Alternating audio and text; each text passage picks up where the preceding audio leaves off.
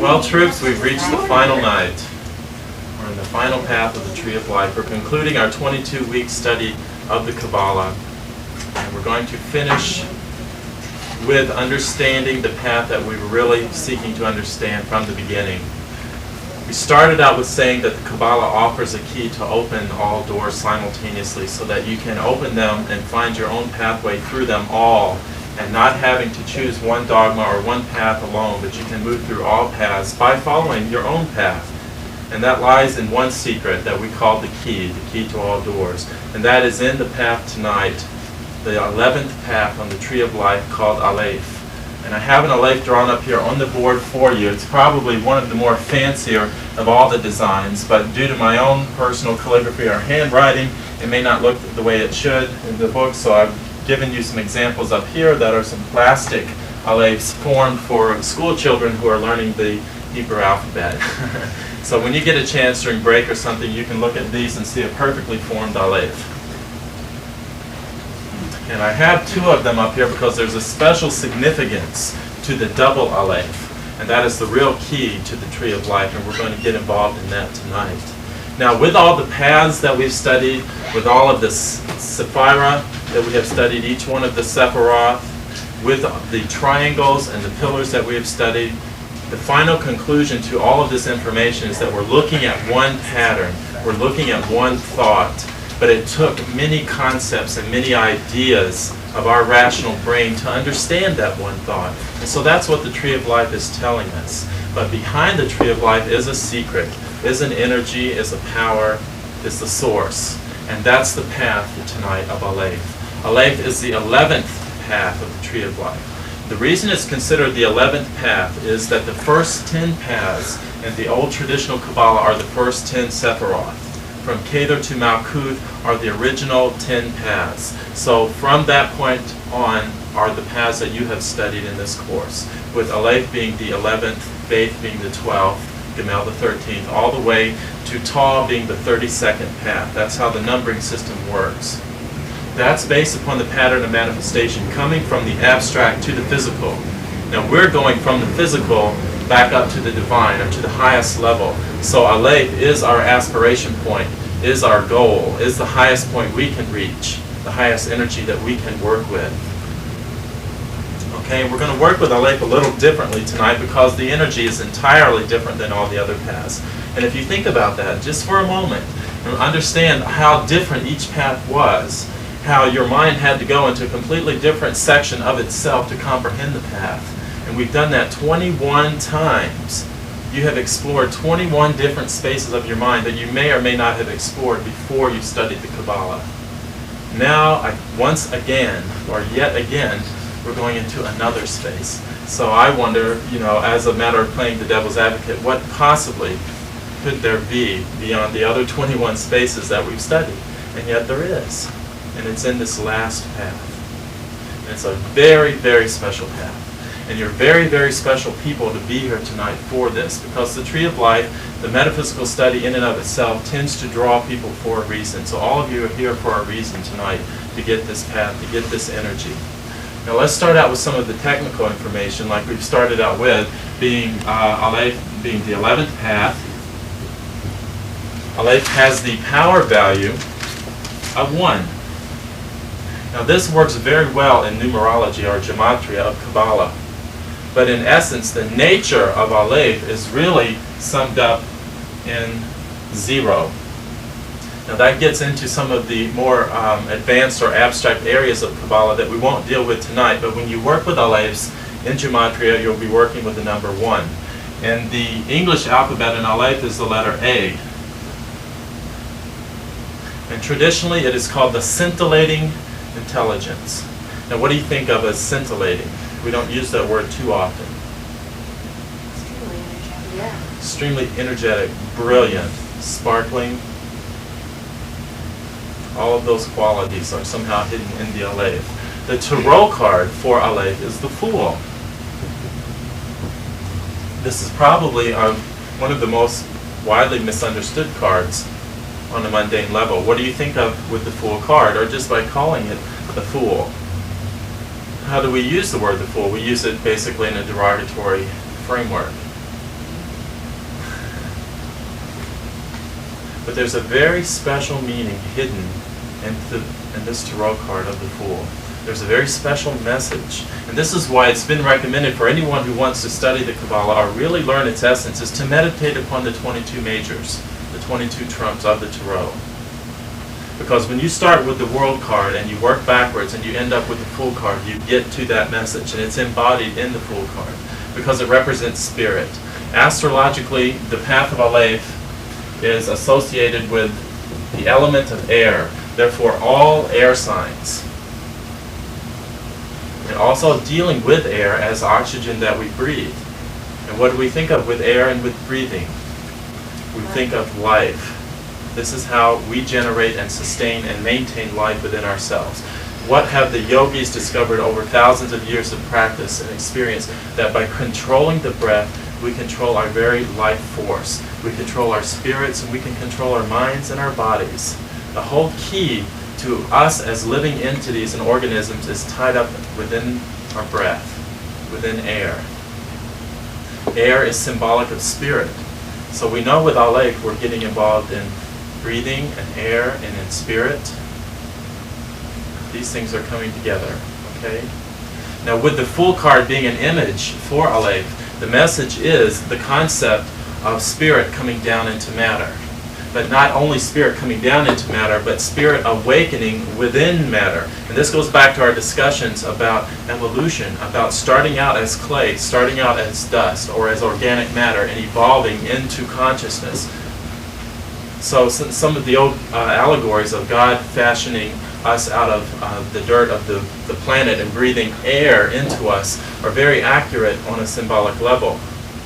Because the earth itself does rise up and become God. It becomes conscious through evolution. And that process is tied into air and to breathing.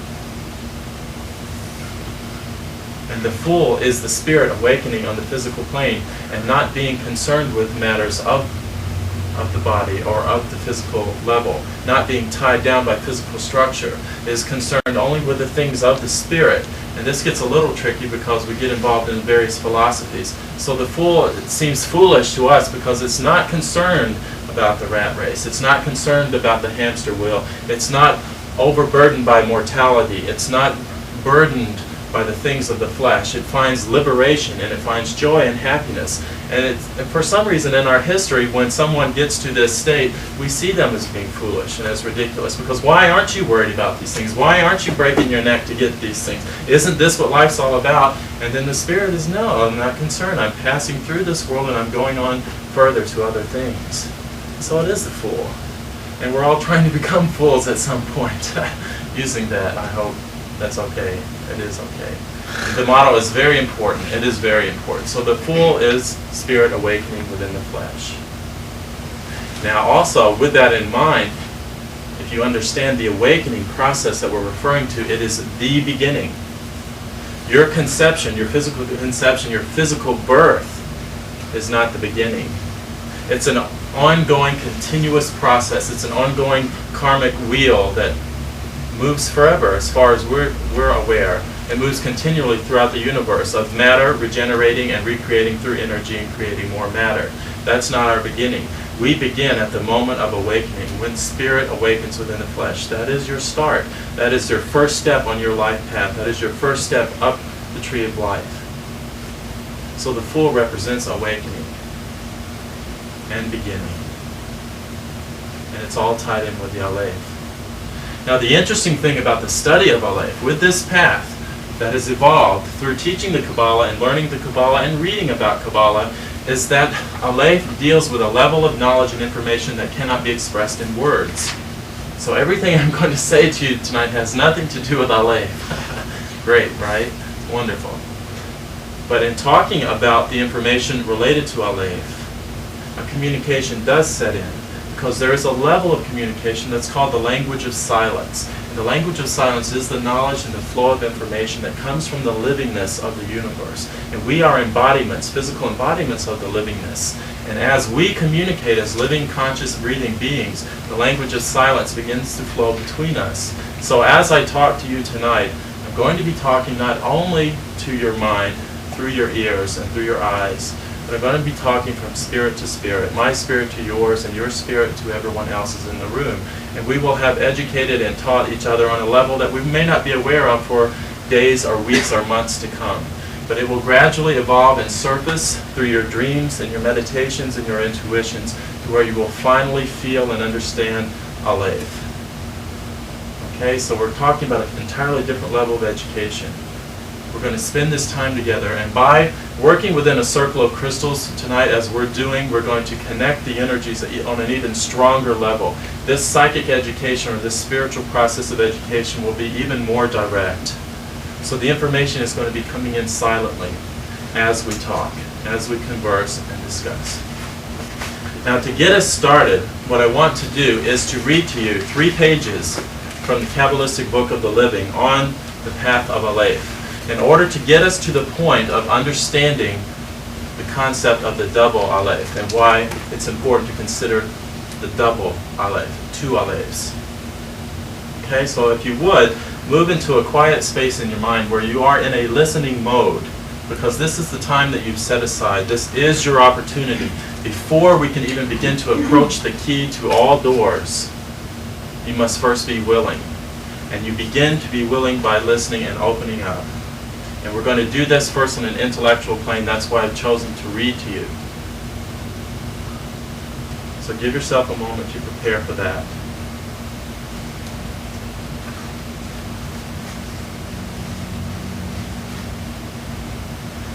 Aleph is the elemental which maintains its existence separate from the manifest form. In other words, Aleph is a part of us that is not connected to the physical body, yet is still a part of us. Aleph is the part of consciousness which is not bound to the organic brain. It is the Aleph that provides the means for the development of the eternal psyche, the part of you that continues past physical death. Reaching the Akadasar state, which is the Dath level of consciousness, is essentially placing your awareness within the Aleph elemental. So all of the climbing up the tree is to be able to move your awareness into the Aleph. Using the religious form of language, Aleph is the part of the soul which is not separate from God. So there is an implied message here within Kabbalah that although we came hundreds of light years to land on this planet, on this physical plane, there's a part of us that never left the source. And that part is what Aleph is. In seeking samadhi or cosmic consciousness, most teachings are aspiring to the finite level of Aleph. Now think about that. The yogis and all of the devotees towards consciousness and towards God and mystics of the past, in describing these ultimate cosmic states of consciousness, only touch the bottom level of what Aleph is. And that took a lot of work. That took a lot of time and devotion to get to that point. Aleph is the resonation, and think about resonation, with the energy principle of the Zehazoth, which is the pure energy of the true will. Remember we said that Beit was the application of the will, and we went around and around with that last week. So that was called law. But Aleph is pure will, unapplied in its natural and raw form. This does not refer to the channeling of the will, which occurs in Beit, but to the energy of the will itself. Aleph is the center of the spiral. Aleph energy can only be channeled through the Akadasar state, or at the Dath level on the tree. Aleph is the part of your being which is the closest, think of that, to the Ancient of Days, the Yahweh Asher. There's a part of you that is close to God. It may not be your awareness, but it's there. Aleph is the androgynous perfection of the psyche. See, there are many messages in this, so we're skimming through some of them. When the male and female, positive and negative, the right and left brain, or pillars, are all balanced with each other, they synthesize into the middle pillar.